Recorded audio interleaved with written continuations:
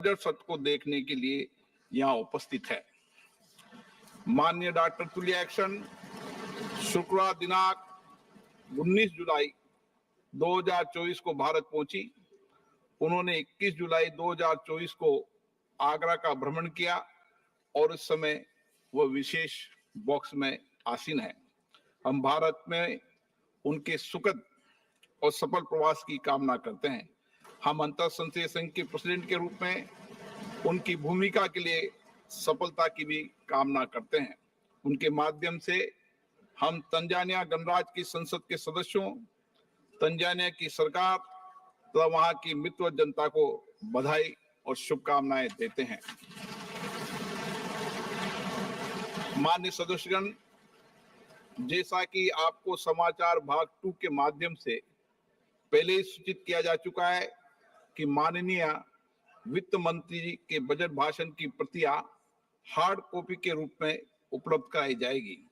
अतः बजट प्रस्तुत हो जाने के पश्चात माननीय सदस्य कृपया बजट भाषण की अपनी अपनी प्रति प्रकाशन काउंटर से प्राप्त कर लें।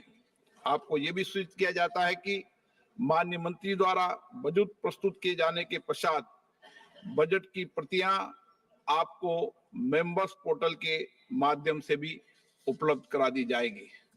माननीय वित्त मंत्री Shrimati Nirmala Sitharaman.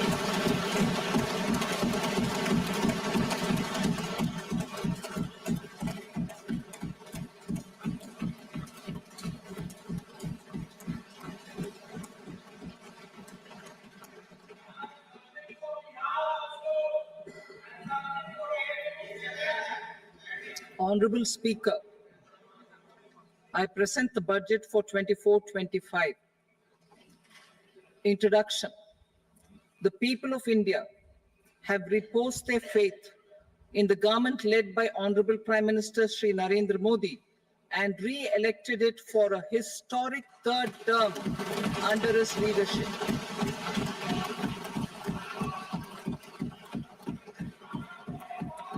We are grateful for their support, faith, and trust in our policies.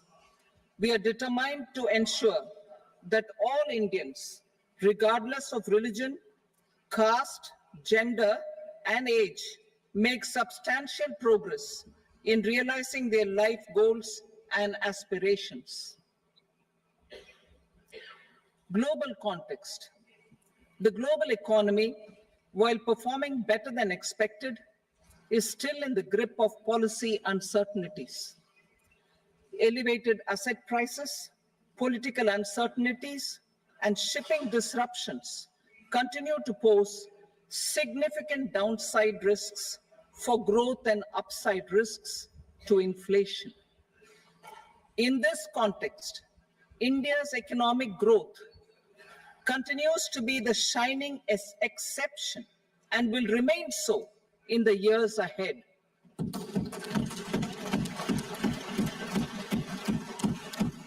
India's inflation continues to be low, stable, and moving towards the 4% target.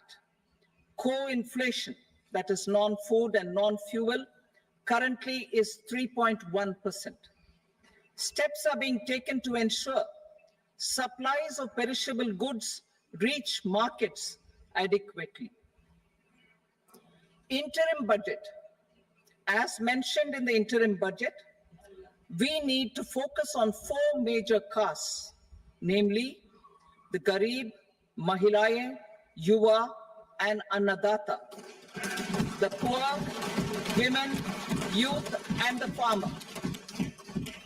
For Annadata, we announced higher minimum support prices a month ago for all major crops, delivering on the promise of at least a 50% margin over costs. Pradhan Mantri Garib Kalyan Anna Yojana was extended for 5 years, benefiting more than 80 crore people.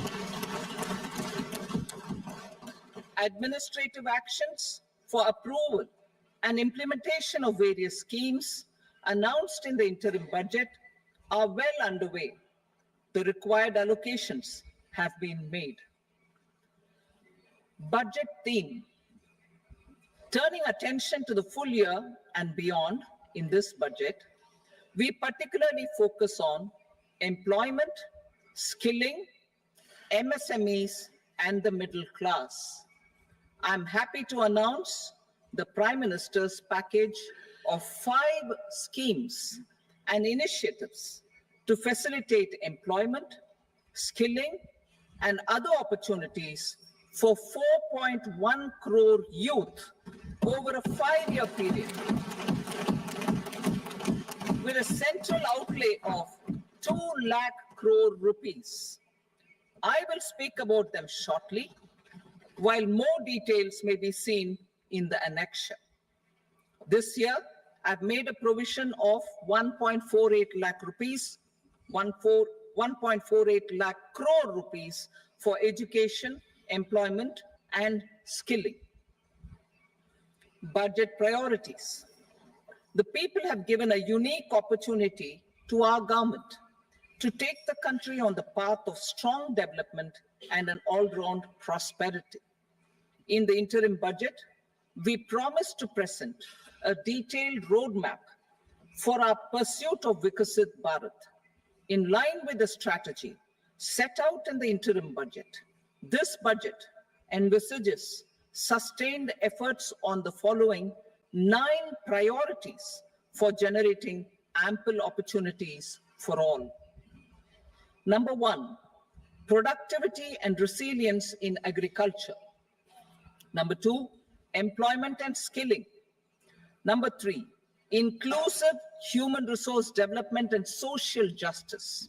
4, manufacturing and services. 5, urban development. 6, energy security. 7, infrastructure.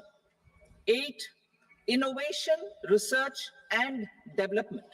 And 9, next generation reforms. Subsequent budgets will build on these and add more priorities and actions. A more detailed formulation will be carried out as part of the economic policy framework, about which I will speak later in this speech. This budget details some of the specific actions to be initiated in the current year towards fulfillment of these priorities, with potential for transformative changes. The budget also covers some of the previously made announcements with intent to strengthen them and step up their implementation for expediting our journey towards the goal of Vikasit Bharat. Priority 1, productivity and resilience in agriculture. Transforming agricultural research. Our government will undertake a comprehensive review of the agricultural research setup to bring the focus on raising productivity and developing climate resilient varieties. Funding will be provided in challenge mode, including to the private sector. Domain experts, both from the government and outside, will oversee the conduct of such research. Release of new varieties. New 109 high-yielding and climate-resilient varieties of 32 field and horticultural crops will be released for cultivation by farmers. Natural farming. In the next 2 years, 1 crore farmers across the country will be initiated into natural farming, supported by certification and branding. Implementation will be through scientific institutions and willing gram panchayats. 10,000 need-based bio-input resource centers will be established. Missions for pulses and oilseeds. For achieving self-sufficiency in pulses and oilseeds, we will strengthen their production, storage, and marketing. As announced in the interim budget, a strategy is being put in place to achieve Atmanirbharta for oil seeds such as mustard, groundnut, sesame, soybean, and sunflower. Vegetable production and supply chains. Large-scale clusters for vegetable production will be developed closer to major consumption centers. We will promote farmer-producer organizations, cooperatives, and startups for vegetable supply chains, including for collection and storage and marketing. Digital public infrastructure for agriculture. Buoyed by the success of the pilot project, our government, in partnership with the states, will facilitate the implementation of the digital public infrastructure in agriculture for coverage of farmers and their lands in 3 years. During this year, digital crop survey for Kharif using the DPI will be taken up in 400 districts. The details of 6 crore farmers and their lands will be brought into the farmer and land registries. Further, the issuance of Jan Samarth based Kisan credit cards will be enabled in 5 states. Shrimp production and export.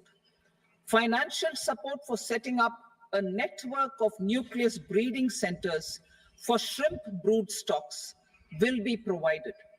Financing for shrimp farming, processing, and export will be facilitated through NABARD. National cooperation policy. Our government will bring out a national cooperation policy for systematic, orderly, and all-round development of the cooperative sector, fast-tracking growth of rural economy and generation of employment opportunities on a large scale will be the policy goal. This year, I have made a provision of 1.52 lakh crore rupees for agriculture and allied sectors.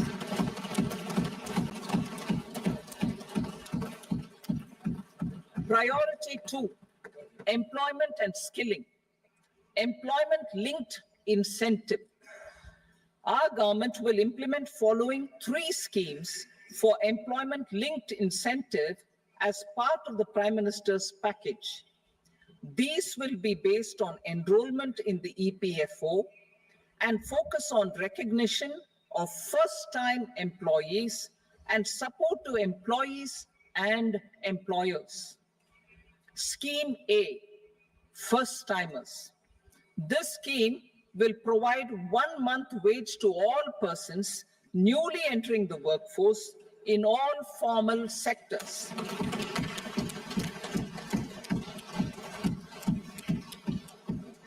Direct benefit transfer of 1 month's salary in 3 installments to first-time employees as registered in the EPFO will be up to 15,000 rupees. The eligibility limit will be a salary of 1 lakh per month.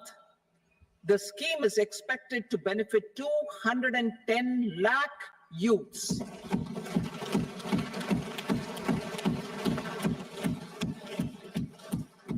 Scheme B, job creation in manufacturing. This scheme will incentivize additional employment in the manufacturing sector linked to the employment of first-time employees. An incentive will be provided at specified scale directly both to the employee and the employer with respect to the EPFO contribution in the first 4 years of employment.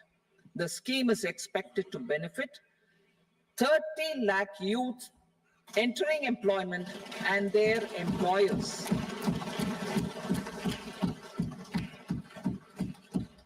Scheme C, support to employers. This employer-focused scheme will cover additional employment in all sectors. All additional employment within a salary of 1 lakh rupee per month will be counted. The government will reimburse to employers up to 3,000 rupees per month for 2 years towards the EPFO contribution for each additional employee. The scheme is expected to incentivize additional employment of 50 lakh persons.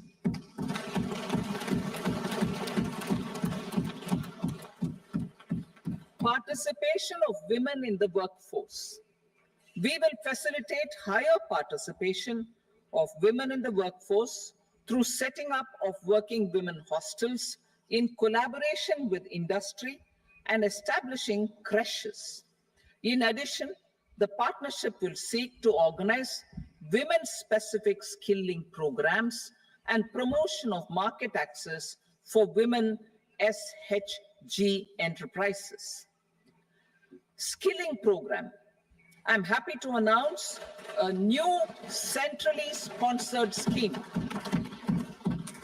as the fourth scheme under the Prime Minister's package for skilling in collaboration with state governments and industry. 20 lakh youth will be skilled over a 5-year period.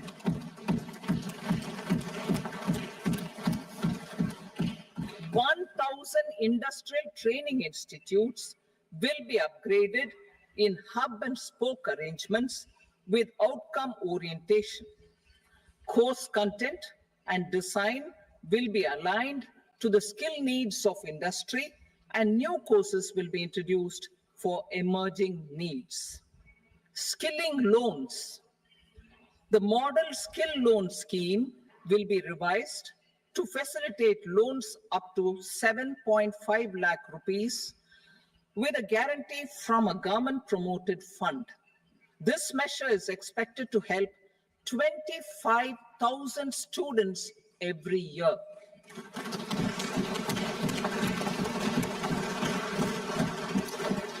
Education loans. For helping our youth who have not been eligible for any benefit under government schemes and policies, I'm happy to announce a financial support for loans up to 10 lakh rupees for higher education in domestic institutions.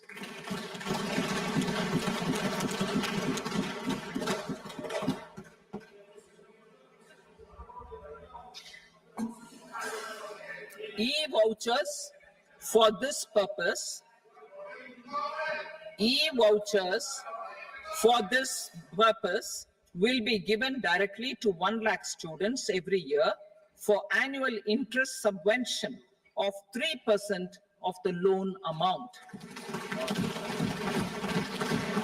Priority 3, inclusive human resource development and social justice. Saturation approach.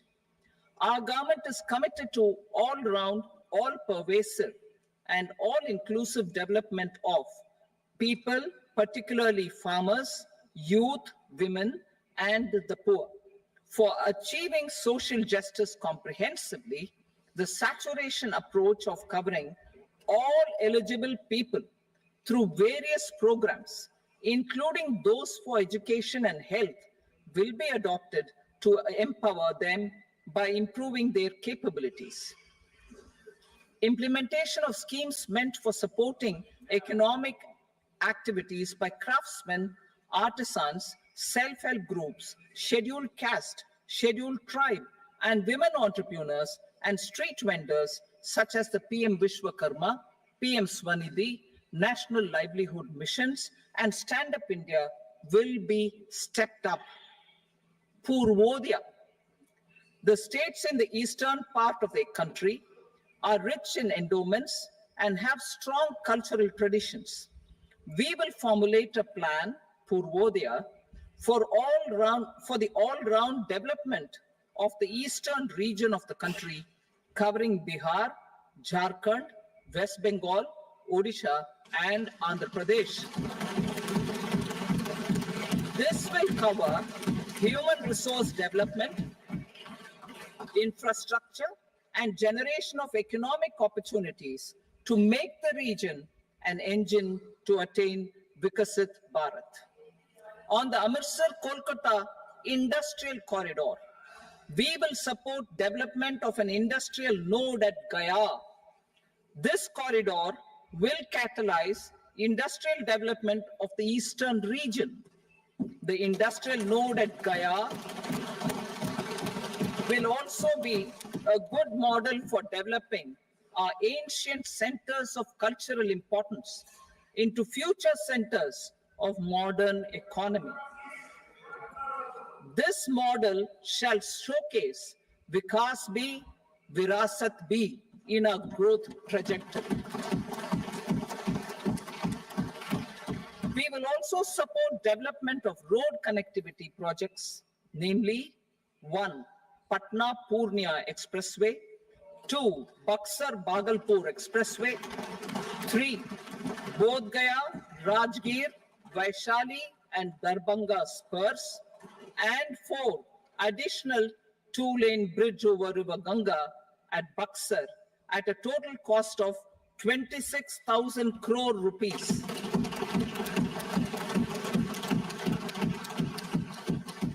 Power projects, including setting up of a new 2,400 megawatt power plant at Pir Painti, will be taken up at a cost of 21,400 crore rupees. New airports, medical colleges, and sports infrastructure in Bihar will be constructed. An additional allocation to support capital investments will be provided. The requests of Bihar government for external assistance from multilateral development banks will be expedited.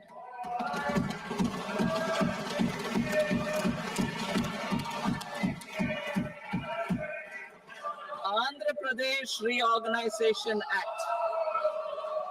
Our government has made concerted efforts to fulfill the commitments in Andhra Pradesh Reorganization Act.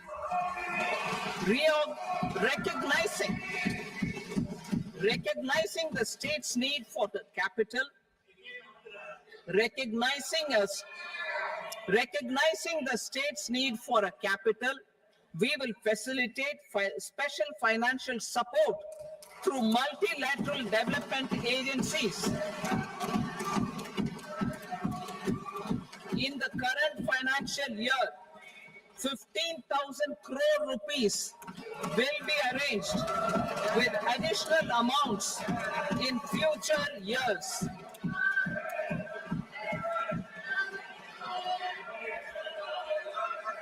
Our government is fully committed to financing and early completion of the Polavaram irrigation project, which is the lifeline for Andhra Pradesh and its farmers. This will facilitate our country's food security as well. Under the Act, Andhra Pradesh Reorganization Act, for promoting industrial development, funds will be provided for essential infrastructure such as water, power, railways, and roads.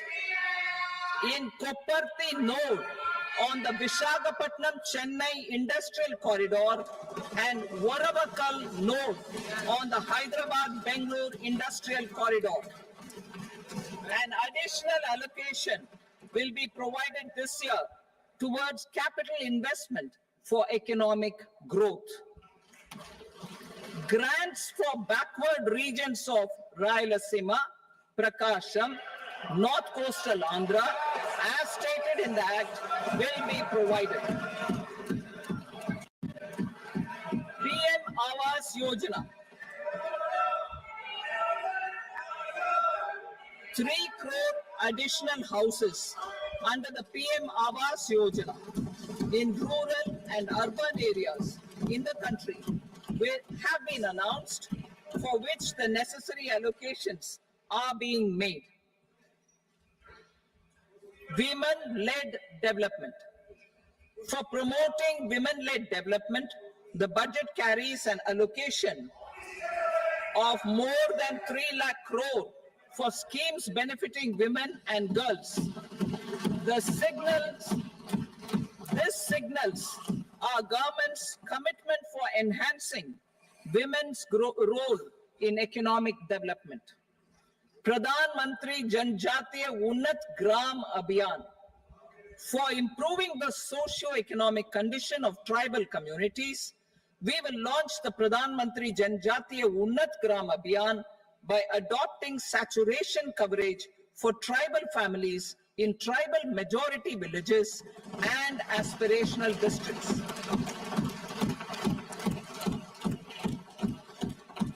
This will cover 63,000 villages benefiting 5 crore tribal people. Bank branches in northeastern region. More than 100 branches of India Post Payment Bank will be set up in the northeast region to expand the banking services. This year, I have made a provision of 2.66 lakh crore rupees for rural development, including rural infrastructure. Priority 4, manufacturing and services, support for promotion of MSMEs. This budget provides special attention to MSMEs and manufacturing, particularly labor-intensive manufacturing. We have formulated a package covering financing, regulatory changes, and technology support for MSMEs to help them grow and also compete globally, as mentioned in the interim budget. I'm happy to announce the following specific measures. Credit guarantee scheme for MSMEs in the manufacturing sector. For facilitating term loans to MSMEs for purchase of machinery and equipment without collateral or third-party guarantee, a credit guarantee scheme will be introduced. The scheme will operate on pooling of credit risks of such MSMEs. A separately constituted self-financing guarantee fund will provide to each applicant guarantee cover up to 100 crore rupees, while the loan amount may be larger. The borrower will have to provide an upfront guarantee fee and an annual guarantee fee on the reducing loan balance. New assessment model for MSME credit. Public sector banks will build their own in-house capability to assess MSMEs for credit instead of relying on external assessment. They will also take a lead in developing or getting developed a new credit assessment model based on the scoring of digital footprints of the MSMEs in the economy. This is expected to be a significant improvement over the traditional assessment of credit eligibility based only on asset or turnover criteria. That will also cover MSMEs without a formal accounting system. Credit support to MSMEs during stress period. I'm happy to announce a new mechanism for facilitating continuation of bank credit to MSMEs during their stress period while being in special mention account, SMA stage, for reasons beyond their control. MSMEs need credit to continue their business and to avoid getting into the NPA stage. Credit availability will be supported through a guarantee from a government-promoted fund. Mudra loans. The limit of Mudra loans will be enhanced to 20 lakh from the current 10 lakh for those entrepreneurs who have availed and successfully repaid previous loans under the Tarun category. Enhanced scope for mandatory onboarding in TREDS. For facilitating MSMEs to unlock their working capital by converting their trade receivables into cash, I propose to reduce the turnover threshold of buyers for mandatory onboarding on the TREADS platform from rupees 500 crore to 250 crore rupees. This measure will bring 22 more CPSCs and 7,000 more companies onto the platform. Medium enterprises will also be included in the scope of the suppliers. SIDBI branches in MSME clusters. SIDBI will open new branches to expand its reach to serve all major MSME clusters within 3 years and provide direct credit to them.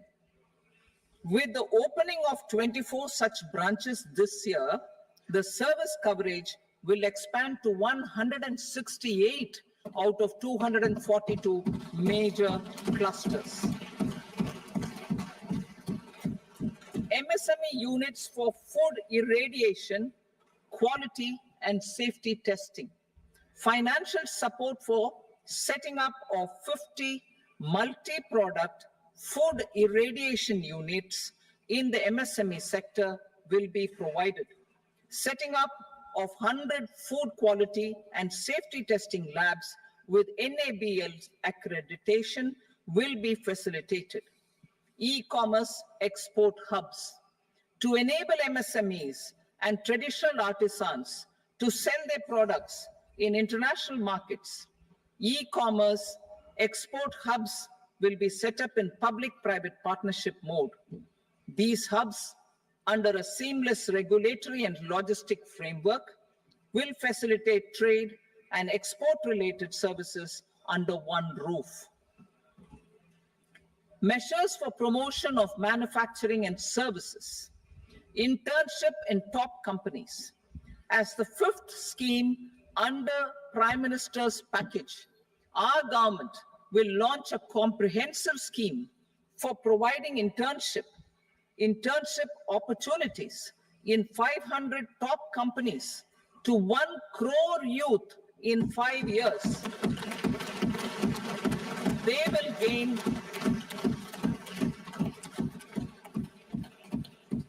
will gain exposure for 12 months to real-life business environment, varied professions, and employment opportunities. An internship allowance of 5,000 per month, 5,000 rupees per month, along with a one-time assistance of 6,000 rupees will be provided. Companies will be expected to bear the training cost and 10% of their internship cost from their CSR funds. Industrial parks. Our government will facilitate development of investment-ready, plug-and-play industrial parks with complete infrastructure in or near 100 cities in partnership with the states and private sector by better using town planning schemes. 12 industrial parks under the National Industrial Corridor Development Program also will be sanctioned.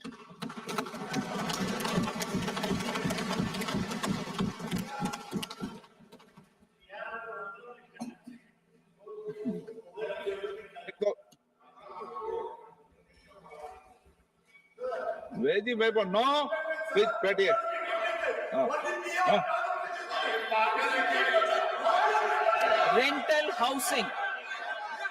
Rental housing with dormitory type accommodation for industrial workers will be, just 1 minute. Rental housing, I repeat, rental housing with dormitory type accommodation for industrial workers will be facilitated in PPP mode with VGF support and commitment from anchor industries.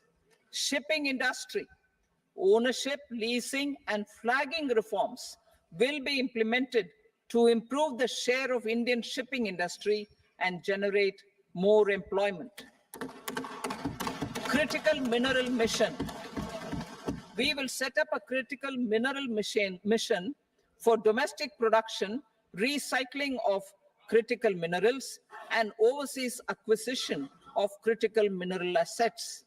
Its mandate will include technology development, skilled workforce, extended producer responsibility framework, and a suitable financing mechanism. Offshore mining of minerals. Our government will launch the auction of the first tranche of offshore blocks for mining, building on the exploration already carried out. Digital public infrastructure applications. Turning to the services sector, I propose development of DPI applications at population scale for productivity gains, business opportunities, and innovation by the private sector. These are planned in the areas of credit, e-commerce, education, health, law and justice, logistics, MSME service delivery, and urban governance. Integrated technology platform for IBC ecosystem. An integrated technology platform will be set up for improving the outcomes under the Insolvency Bankruptcy Code for achieving consistency, transparency, timely processing, and better oversight for all stakeholders. Voluntary closure of LLPs. The services of the Center for Processing Accelerated Corporate Exit, CPACE, will be extended for voluntary closure of LLPs to reduce the closure times. National Company Law Tribunals. The IBC has resolved more than 1,000 companies, resulting in direct recovery of 3.3 lakh crore to creditors. 3.3 lakh crore rupees to creditors. In addition, 28,000 cases involving over 10 lakh crore rupees have been disposed of even prior to admission. Appropriate changes to the IBC, reforms and strengthening of the tribunal and appellate tribunals will be initiated to speed up insolvency resolution. Additional tribunals will be established. Out of those, some will be notified to decide cases exclusively under the Companies Act. Debt recovery. Steps for reforming and strengthening debt recovery tribunals will be taken. Additional tribunals will be established to speed up recovery. Priority 5, urban development. Cities as growth hubs. Working with states, our government will facilitate development of cities as growth hubs. This will be achieved through economic and transit planning and orderly development of peri-urban areas utilizing town planning schemes. Creative redevelopment of cities. For creative brownfield redevelopment of existing cities with a transformative impact, our government will formulate a framework for enabling policies, market-based mechanisms, and regulation. Transit-oriented development. Transit-oriented development plans for 14 large cities with a population above 30 lakh will be formulated, along with an implementation and financing strategy. Urban housing. Under the PM Awas Yojana, Urban 2.0, housing needs of 1 crore urban poor and middle-class families will be addressed with an investment of 10 lakh crore rupees. This will include the central assistance of 2.2 lakh crore rupees in the next 5 years. A provision of interest subsidy to facilitate loans at affordable rates is also envisaged. In addition, enabling policies and regulations for efficient and transparent rental housing markets with enhanced availability will also be put in place. Water supply and sanitation. In partnership with state governments and multilateral development banks, we will promote water supply, sewage treatments, and solid waste management projects and services for 100 large cities through bankable projects. These projects will also envisage use of treated water for irrigation and filling up of tanks in nearby areas. Street markets. Building on the success of PM Swanidhi scheme in transforming the lives of street vendors, our government envisions a scheme to support each year over the next 5 years the development of 100 weekly hearts or street food hubs in select cities. Stamp duty. We will encourage states which continue to charge high stamp duty to moderate the rates for all and also consider further lowering duties for properties purchased by women. This reform will be made an essential component of urban development schemes. Priority 6, energy security, energy transition. In the interim budget, I had announced our strategy to sustain high and more resource efficient economic growth, along with the energy security in terms of availability, accessibility, and affordability.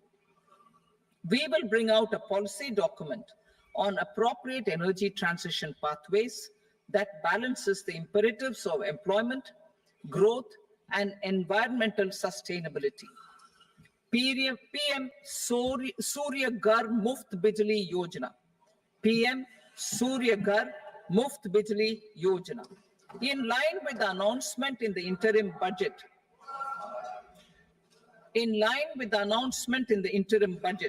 PM Surya Ghar Muft Bijli Yojana has been launched to install rooftop solar plants to enable 1 crore households obtain free electricity up to 300 units every month. The scheme has generated remarkable response with more than 1.28 crore registrations and 14 lakh applications, and we will further encourage it. Pumped storage policy. A policy for promoting pumped storage projects will be brought out for electricity storage and facilitating smooth integration of the growing share of renewable energy with its variable and intermittent nature in the overall energy mix. Research and development of small and modular nuclear reactors. Nuclear energy is expected to form a very significant part of the energy mix for Vikasit Bharat. Towards that pursuit, our government will partner with the private sector for 1. Setting up Bharat Small Reactors. 2. Research and development of Bharat Small Modular Reactor. And 3. Research and development of newer technologies for nuclear energy. The R&D funding announced in the interim budget will be made available for this sector also. Advanced ultra supercritical thermal power plants. The development of indigenous technology for advanced ultra supercritical thermal power plants with much higher efficiency has been completed. A joint venture between NTPC and BHEL will set up a full-scale 800 megawatt commercial plant using AUSC technology. The government will provide the required fiscal support. Moving forward, development of indigenous capacity for the production of high-grade steel and other advanced metallurgy materials for these plants will result in strong spin-off benefits for the economy. Roadmap for hard-to-abate industries. A roadmap for moving the hard-to-abate industries from energy efficiency targets to emission targets will be formulated. Appropriate regulations for transition of these industries from the current perform, achieve, and trade mode to Indian carbon market mode will be put in place. Support to traditional micro and small industries. An investment-grade energy audit of traditional micro and small industries in 60 clusters, including brass and ceramic, will be facilitated. Financial support will be provided for shifting them to cleaner forms of energy and implementation of energy efficiency measures. The scheme will be replicated in another 100 clusters in the next phase. Priority 7, infrastructure investment by central government. Significant investment the central government has made over the years in building and improving infrastructure has had a strong multiplier effect on the economy. We will endeavor to maintain strong fiscal support for infrastructure over the next 5 years in conjunction with imperatives of other priorities and fiscal consolidation.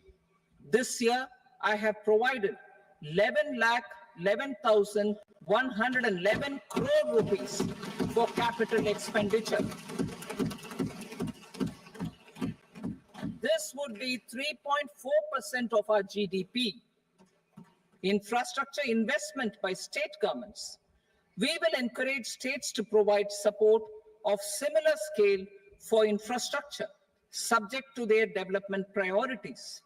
A provision of 1.5 lakh crore rupees for long-term interest-free loans have been made this year also to support the states in their resource allocation. Private investment in infrastructure. Investment in infrastructure by private sector will be promoted through viability gap funding and enabling policies and regulations. A market-based financing framework will be brought out. Pradhan Mantri Gram Sadak Yojana, phase 4 of the PMGSY will be launched to provide all-weather connectivity to 25,000 rural habitations, which have become eligible in view of their population increase. Irrigation and flood mitigation. Bihar has frequently suffered from floods, many of them originating outside the country. Plans to build flood control structures in Nepal are yet to progress. Our government, through the accelerated irrigation benefit program and other sources, will provide financial support for projects with estimated cost of 11,500 crore rupees, such as the Kosi-Michi intra-state link and 20 other ongoing and new schemes, including barrages, river pollution abatement, and irrigation projects. In addition, survey and investigation of Kosi-related flood mitigation and irrigation projects will be undertaken. Assam grapples with floods every year by the Brahmaputra River and its tributaries originating outside India. We will provide assistance to Assam for flood management and related projects.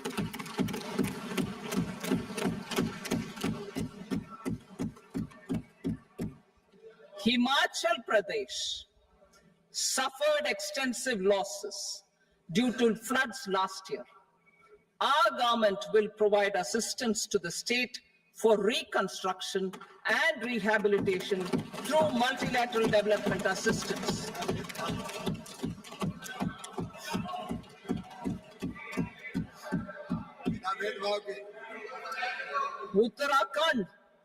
Uttarakhand too suffered losses due to cloudbursts and massive landslides. We will provide assistance to the state. Recently, Sikkim witnessed devastating flash floods and landslides that wreaked havoc across the state, our government will provide assistance to the state. Tourism. Tourism has always been a part of our civilization. Our efforts in positioning India as a global tourist destination will also create jobs, stimulate investments, and unlock economic opportunities for other sectors. In addition to the measures outlined in the interim budget, I propose the following measures. Vishnupad Temple at Gaya and Mahabodhi Temple at Bodh Gaya in Bihar are of immense spiritual significance. Comprehensive development of Vishnupad Temple Corridor and Mahabodhi Temple Corridor will be supported, modeled on the successful Kashi Vishwanath Temple Corridor to transform them into world-class pilgrim and tourist destinations. Rajgir holds immense religious significance for Hindus, Buddhists, and Jains. The 20th Tirthankara Muniswarata Temple in the Jain temple complex is ancient.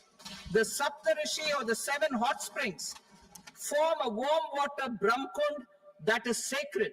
A comprehensive development initiative for Rajgir will be undertaken. Our government will support the development of Nalanda as a tourist center, besides reviving Nalanda University to its glorious stature. Odisha's scenic beauty, temples, monuments, craftsmanship, wildlife sanctuaries, natural landscapes, and pristine beaches make it an ultimate tourism destination. Our government will provide assistance for their development to Odisha as well. Priority 8, innovation, research, and development. We will operationalize the Anusandhan National Research Fund for basic research and prototype development. Further, we will set up a mechanism for spurring private sector-driven research and innovation at commercial scale, with a financing pool of 1 lakh crore rupees in line with the announcement in the interim budget. Space economy. With our continued emphasis on expanding the space economy by 5 times in the next 10 years, a venture capital fund of 1,000 crore rupees will be set up. Priority 9, next generation reforms. Economic policy framework. We will formulate an economic policy framework to delineate the overarching approach to economic development and set the scope of the next generation of reforms for facilitating employment opportunities and sustaining high growth. Our government will initiate and incentivize reforms for 1, improving productivity of factors of production, and 2, facilitating markets and sectors to become more efficient. These reforms will cover all factors of production, namely land, labor, capital, and entrepreneurship, and technology as an enabler of improving total factor productivity and bridging inequality. Effective implementation of several of these reforms requires collaboration between the center and the states, and building consensus as development of the country lies in development of the states. For promoting competitive federalism and incentivizing states for faster implementation of reforms, I propose to earmark a significant part of the 50-year interest-free loan Working with the states, we will initiate the following reforms.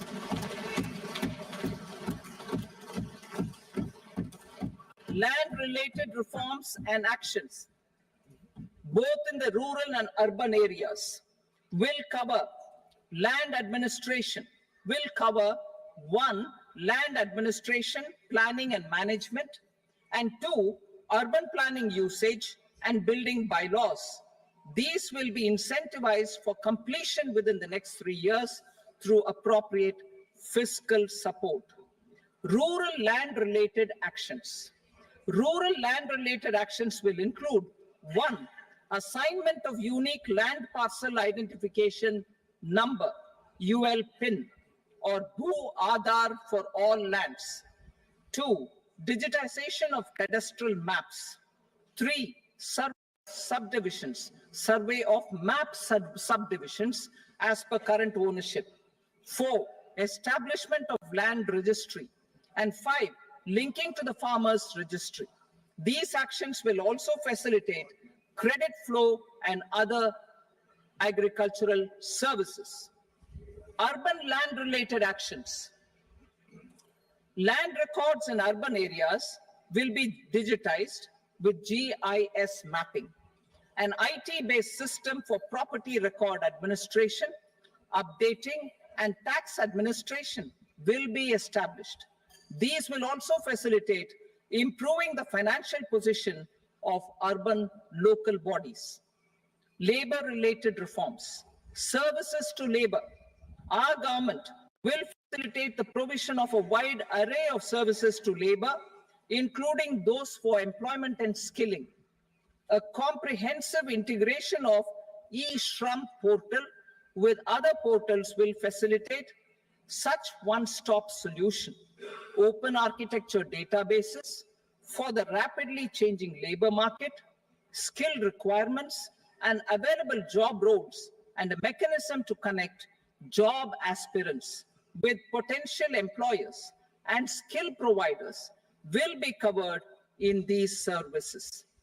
Shram Suvidha and Samadhan portal. Shram Suvidha and Samadhan portal will be revamped to enhance ease of compliance for industry and trade. Capital and entrepreneurship related reforms, financial sector vision and strategy. For meeting financing needs of the economy, our government will bring out a financial sector vision and strategy document to prepare the sector in terms of size, capacity, and skills.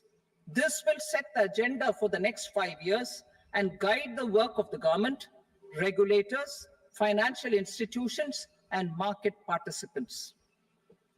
Taxonomy for climate finance.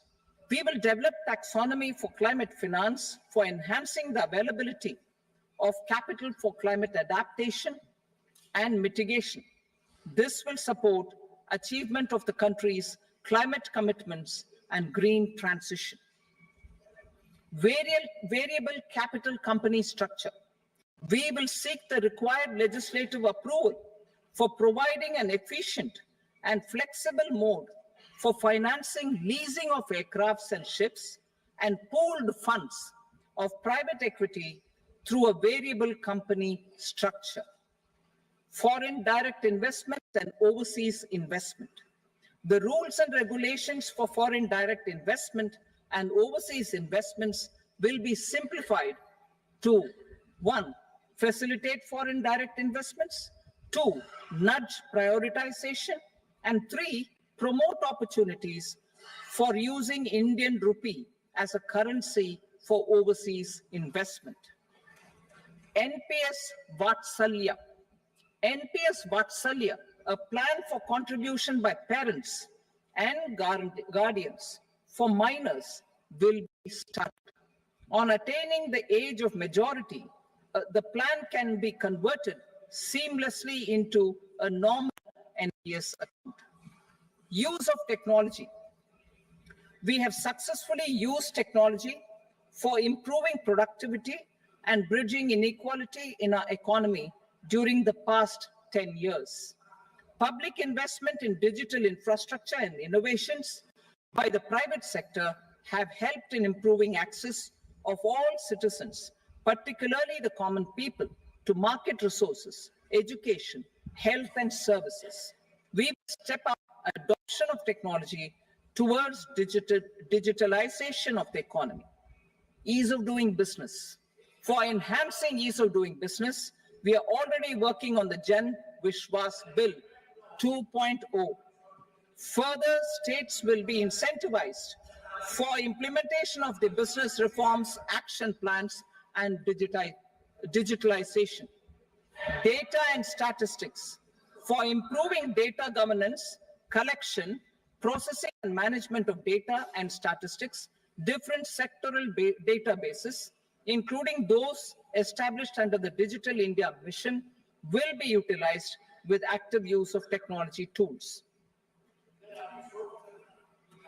New pension scheme. The committee to review the NPS has made considerable progress in its work. I'm happy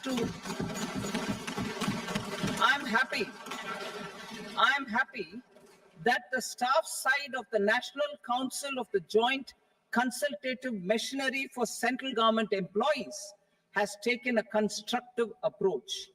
A solution will be evolved which addresses the relevant issues while maintaining fiscal prudence to protect the common citizens. Budget estimates for 24-25. For the year 24-25, total receipts other than borrowings and the total expenditure are estimated at 32.07 lakh crore rupees and 48.21 lakh crore rupees respectively. The net tax receipts are estimated at 25.83 lakh crore rupees. The fiscal deficit is estimated at 4.9% of the GDP. The gross and the net market borrowings through dated securities during 24-25 are estimated at 14.01 lakh crore rupees and 11.63 lakh crore rupees respectively. Both will be less than that in 23-24. The fiscal consolidation path announced by me in 2021 has served our economy very well, and we aim to reach the deficit below 4.5% next year. The government is committed to staying the course. From 2026-27 onwards, our endeavor will be to keep the fiscal deficit each year such that the central government's debt will be on a declining path as percentage of GDP. I will now move to part B.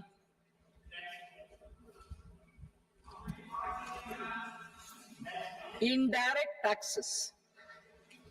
Sir, I start with GST. It has decreased tax incidence on the common man, reduced compliance burden and logistics cost for trade and industry, and enhanced revenues of the central and the state governments. It is a success of vast proportions. To multiply the benefits of GST, we will strive to further simplify and rationalize the tax structure and endeavor to expand it to the remaining sectors. My proposals for customs duties intend to support domestic manufacturing, deepen local value addition, promote export competitiveness, and simplify taxation while keeping the interest of the general public and consumers surmount. In Budget 22-23, we reduced the number of customs duty rates. I propose to undertake a comprehensive review of the rate structure over the next 6 months to rationalize and simplify it for ease of trade, removal of duty inversion, and reduction of disputes. I shall now take up sector-specific customs duty proposals.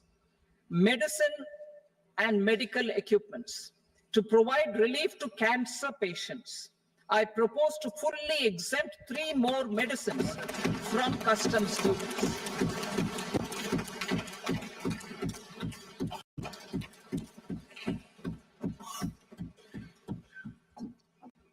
I also propose changes in the BCD on X-ray tubes and flat panel detectors for use in medical X-ray machines under the phased manufacturing program so as to synchronize them with the domestic capacity addition. Mobile phone and related parts. With a threefold increase in domestic production and almost a 100-fold jump in exports of mobile phones over the last 6 years, the Indian mobile industry has matured. In the interest of consumers, I now propose to reduce the BCD on mobile phone, mobile PCBA, and mobile charger to 15%.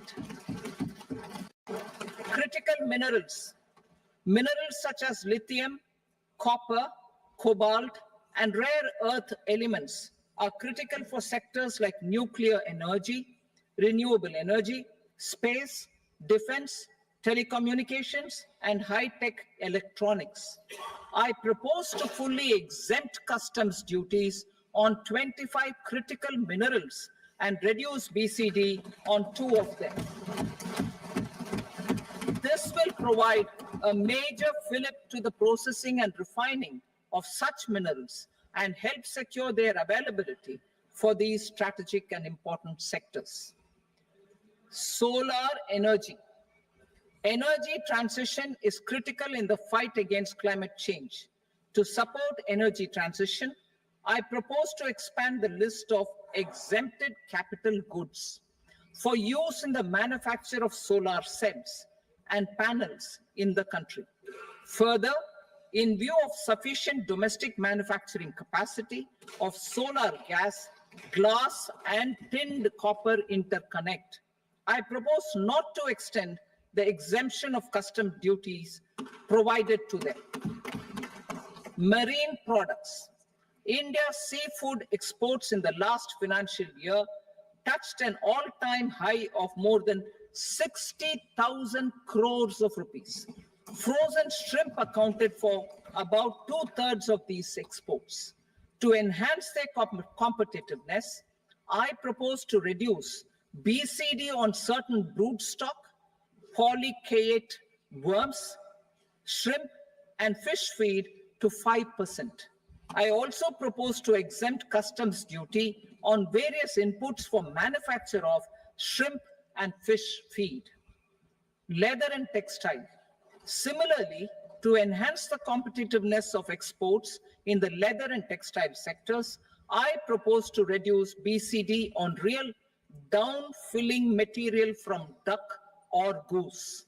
I'm also making additions to the list of exempted goods for manufacture of leather and textile garments, footwear, and other leather articles for export. To rectify inversion in duty, I propose to reduce BCD subject to conditions on methylene diphenyl diisocyanate, MDI, for manufacture of spandex yarn from 7.5 to 5%. Furthermore, the export duty structure on raw hides, skin, and leather is proposed to be simplified and rationalized. Precious metals. To enhance domestic value addition in gold and precious metal jewelry in the country, I propose to reduce customs duties on gold and silver to 6% and that of platinum to 6.4%. Other metals. Steel and copper are important raw materials.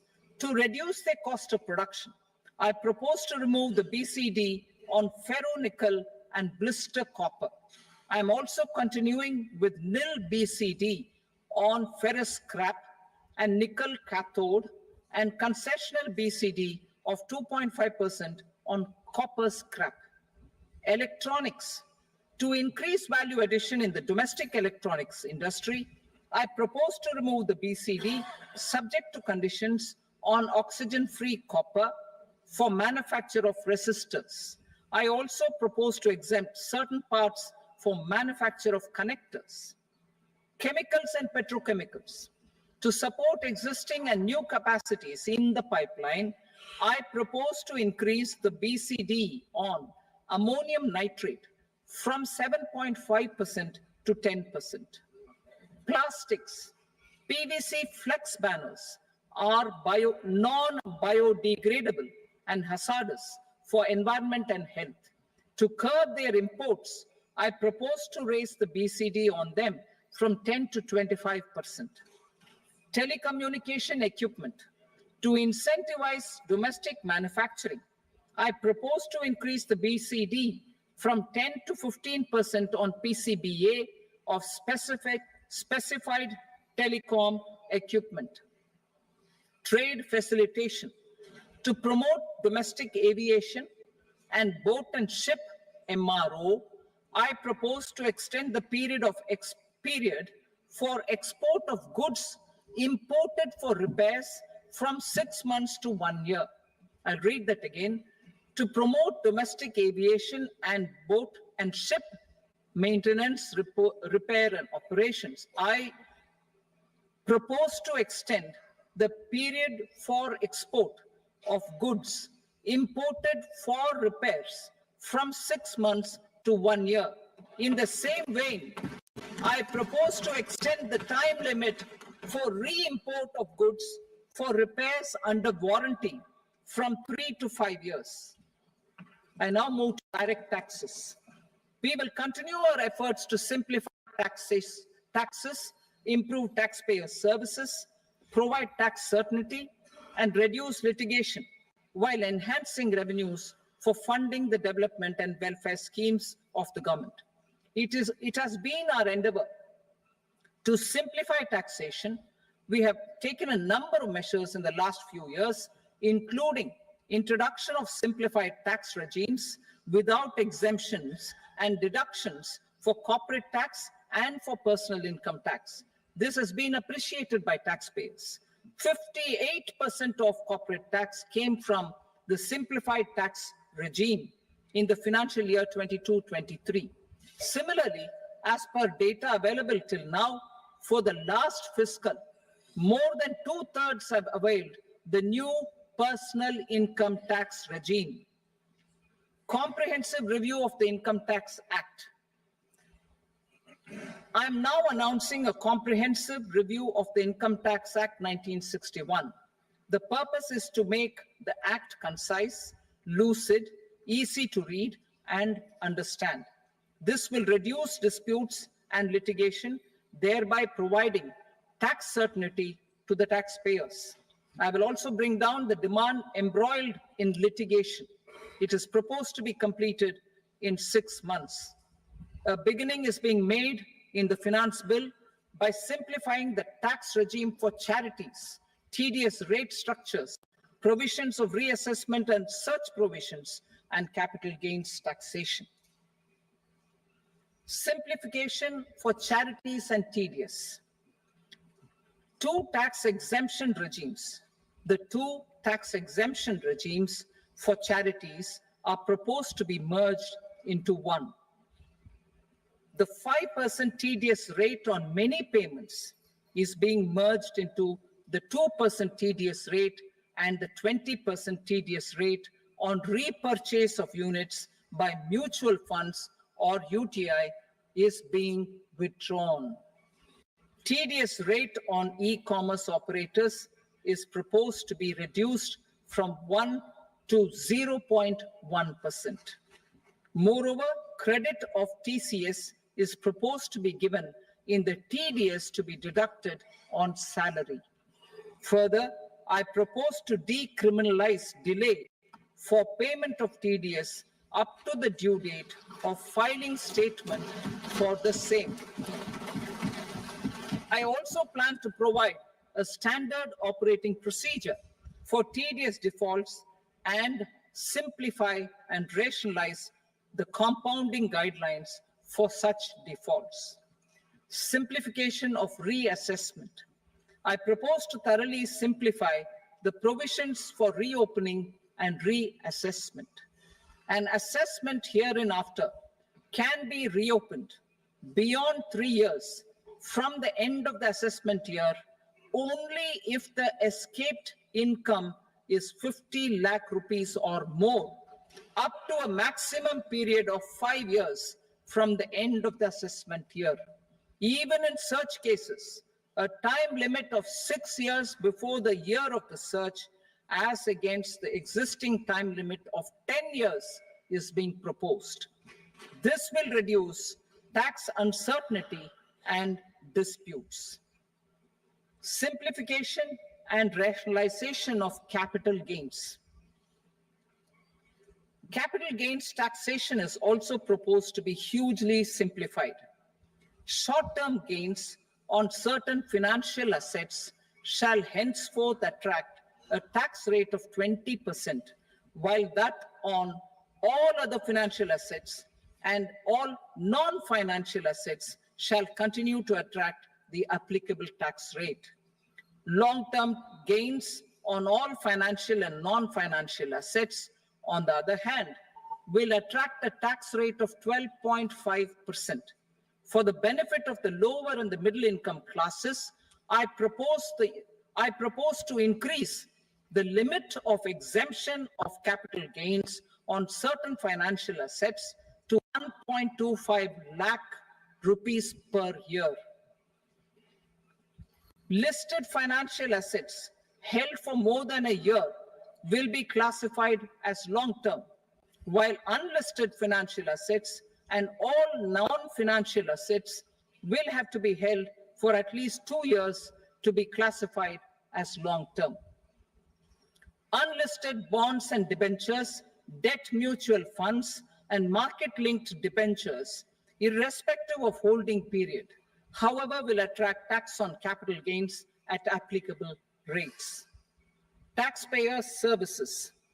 All the major taxpayer services under GST and most services under customs and income tax have been digitalized.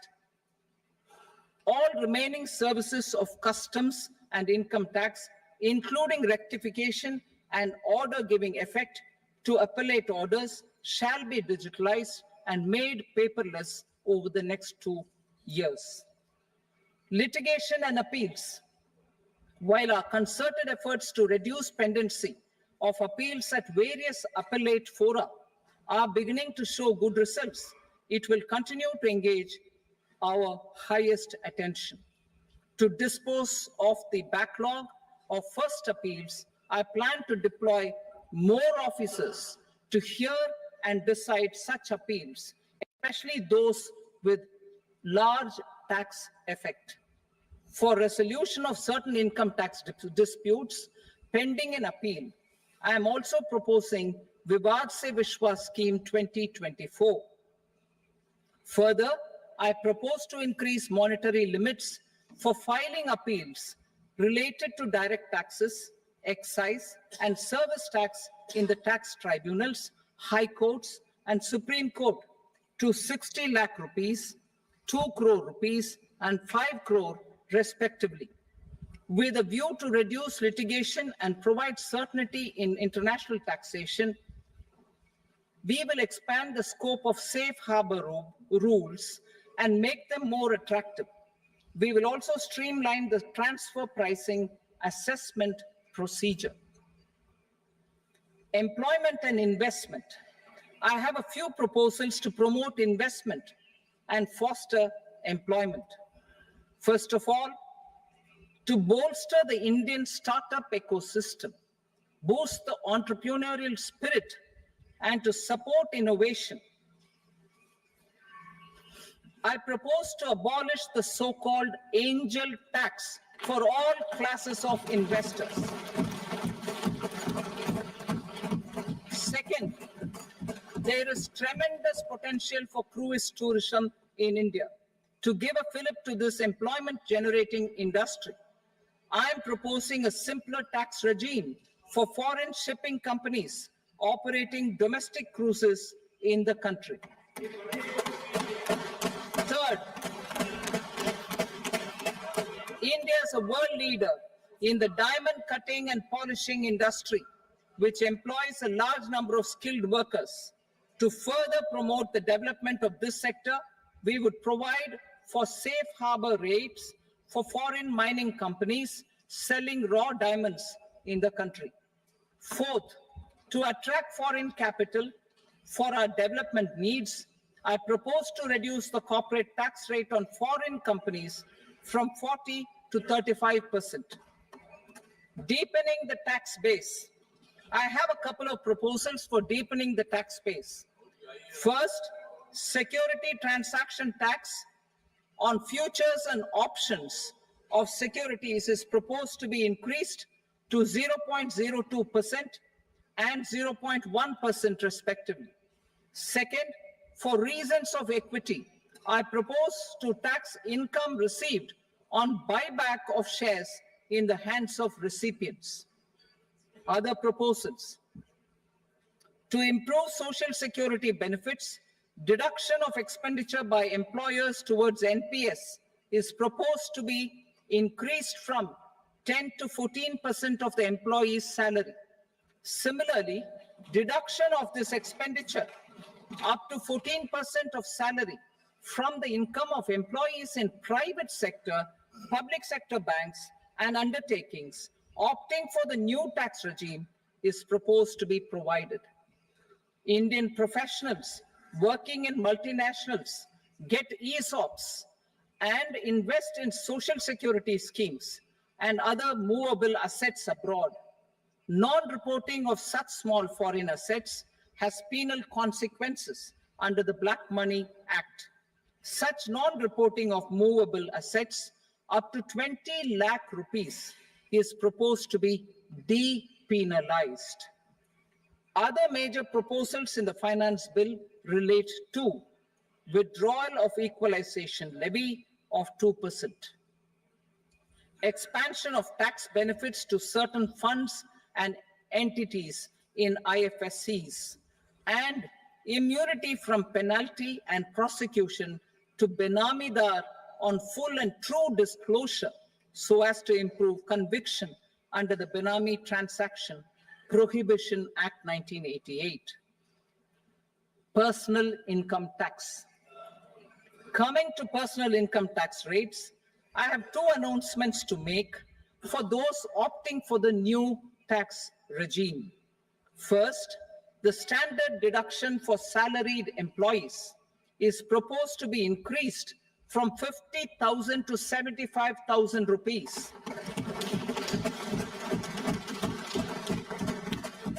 Similarly, deduction on family pension for pensioners is proposed to be enhanced from 15,000 to 25,000 rupees. This will provide relief to about 4 crore salaried individuals and pensioners.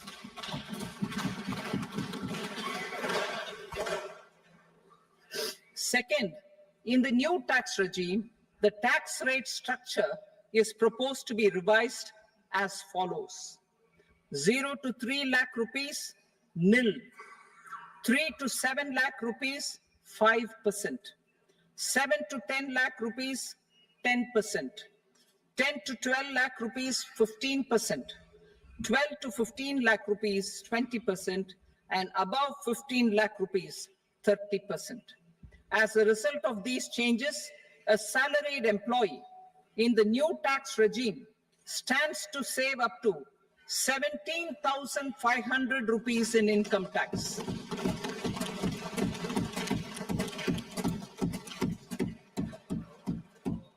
Apart from these, I am also making some other changes as given in the annexure. As a result of these proposals, revenue of about 37,000 crore, that is 29,000 crore in direct taxes and 8,000 crore in indirect taxes will be foregone, while revenue of about 30,000 crore rupees will be additionally mobilized. Thus, the total revenue foregone is about 7,000 crores annually. Mr. Speaker, sir, with this, I commend the budget to this august House. Jai Hind.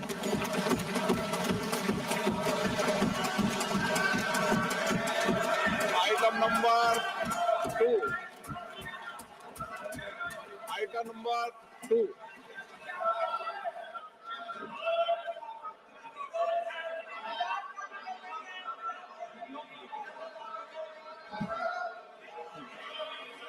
2. Sir, with your permission, I rise to lay on the table the following statements under Section 3 of the Fiscal Responsibility and Budget Management, FRBM Act 2003, medium-term fiscal policy cum fiscal policy strategy statement and macroeconomic framework statement. Item number 3. Sir, with your permission, I rise to move for leave to introduce the Finance Number 2 Bill 2024. प्रश्न ये कि विधेयक को पूरा स्थापित करने की अनुमति प्रदान की जाए। जो सदस्य इसके पक्ष में हाँ कहें, जो सदस्य विरोध में ना कहें। मेरे विचार में निर्णय हाँ वालों के पक्षवा अनुमति प्रदान की जाती है। माननीय मंत्री जी, अब विधेयक पूरा स्थापित करें। Sir, I introduce the bill. Item number 4. The Union Territory of Jammu and Kashmir budget. Sir, I rise to present a statement, Hindi and English versions, of the estimated receipts and expenditure of the Union Territory of Jammu Kashmir for the year 24-25. सभा की कार्रवाई कल बुधवार दिनांक 24 जुलाई 2024 को प्राप्त 11 बजे तक के लिए स्थगित की जाती है।